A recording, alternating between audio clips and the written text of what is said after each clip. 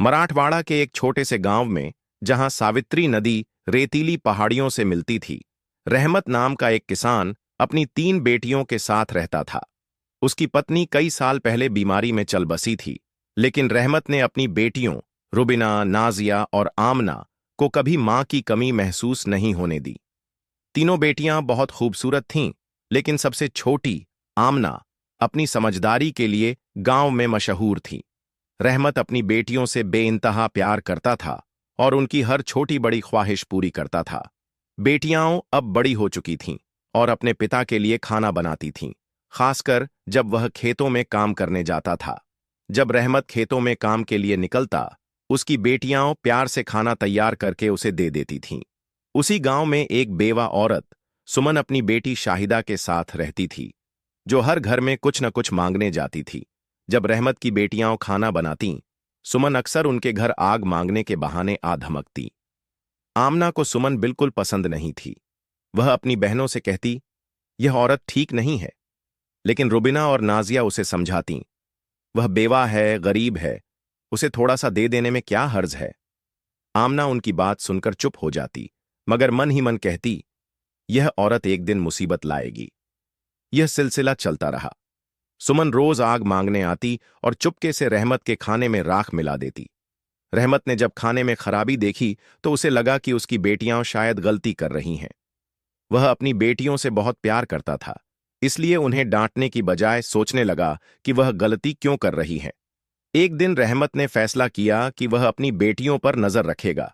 जब बेटियां खाना बना रही थीं, रहमत छुपकर उन्हें देखने लगा। रुबिना चावल धो रही थी, नाजिया सब्जी बना रही थी और आमना बर्तन साफ कर रही थी। खाना तैयार हुआ और उसमें कोई खराबी नहीं थी। रहमत हैरान था। तभी उसने देखा कि सुमन आग मांगने आई और आमना उससे बहस कर रही थी। रुबिना और नाजिया उसे समझा रही थीं, कोई बात नहीं, उसे आग लेने दो। लेकिन सुमन ने मौका पाकर रहमत के खाने में राख मिला दी और सारा खाना खराब कर दिया। यह देखकर रहमत को गुस्सा आया। उसने अगले दिन सुमन को बुलाया। तुमने मेरा खाना क्यों खराब किया? रहमत ने गुस्से में पूछा। सुमन ने नाटकीय अंदाज में कहा, मैं तो देख रही थी कि तुम अपनी बेटियों से कितना प्यार करते हो। तुमने खाना खराब होने पर भी उन्हें कुछ नहीं कहा। तुम सच्चे पिता हो। सुमन की खूबसूरती और चालाक बातों ने रहमत को प्रभावित कर दिया। उसने बेटियों की सहमति लिए बिना सुमन से शादी कर ली और उसे घर ले आया। शादी के कुछ ही दिनों बाद सुमन ने रहमत की बेटियों से नफरत करना शुरू कर दिया। वह चाहती थी कि बेटियां घर छोड़ दें ताकि वह और उसकी बेटी शाहिदा आराम से रह सकें। सुमन ने बेटियों को घर का सारा काम करने पर मजबूर कर दिया और खाना भी कम देती थी। रुबिना, नाजिया और आमना दुखी रहने लगीं, मगर अपने पिता के लिए चुप रहती थीं। एक दिन रुबिना और नाजिया रो रही थीं। आमना ने कहा, चलो कहीं बाहर चलकर मन हल्का करें। तीनों बहनें जंगल में चली गईं और एक बरगद के पेड़ के नीचे बैठकर अपनी मां को याद करने लगीं। तभी एक बाबा सलीम, एक संत, वहां से गुजरे और उनकी बातें सुनने लगे। आमना रोते हुए बोली, हमारी सौतेली मां हम पर जुल्म करती है, हम भूखे हैं।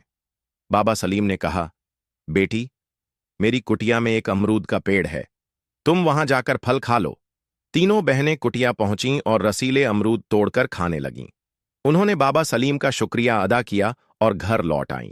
इसके बाद जब भी सुमन खाना नहीं देती, वे जंगल जाकर अमरूद खा लेतीं। सुमन ने देखा कि बेटियां भूखी नहीं दिखतीं, बल्कि उनकी खूबसूरती बढ़ रही थी। उसने शाहिदा को उनका पीछा करने भेजा। शाहिदा ने देखा कि बहनें अमरूद खा रही थीं। आमना ने उसे देख लिया। आमना ने कहा, यह हमारा पीछा कर रही है, यह हमारी मुसीबत बढ़ाएगी। लेकिन रुबिना और नाजिया ने कहा, यह बेकसूर है, इसे अमरूद दे दो। शाहिदा ने अमरूद लिया और अपनी मां को सब बता दिया। सुमन को गुस्सा आया। उसने रहमत से कहा, मुझे सिर दर्द है, अमरूद मीलन को दी। अगले दिन बहनें जंगल गईं और देखा कि पेड़ गायब है। वे रोने लगीं। बाबा सलीम ने कहा, रो मत। उन्होंने अपनी लाठी से जमीन पर इशारा किया और वहां शहद की एक छोटी सी धारा बहने लगी। बाबा ने एक मिट्टी का कटोरा दिया और कहा, जितना चाहो शहद पी लो। बहनें खुश होकर शहद पीने लगीं और घर लौट आईं। सुमन ने फिर शाहिदा को उनका पीछा करने भेजा। शाहिदा ने शहद की बात बता दी। सुमन ने गांव वालों को पैसे देकर धारा को मिट्टी से भरवा दिया और बाबा की कुटियां जलवा दी। अगले दिन बहनें जंगल गईं और सब कुछ गायब देखकर रोने लगीं। सुमन ने फिर बीमारी का बहाना बनाया और रहमत से कहा कि मुझे तुम्हारी बेटियों का खून चाहिए। रहमत का दिल टूट गया।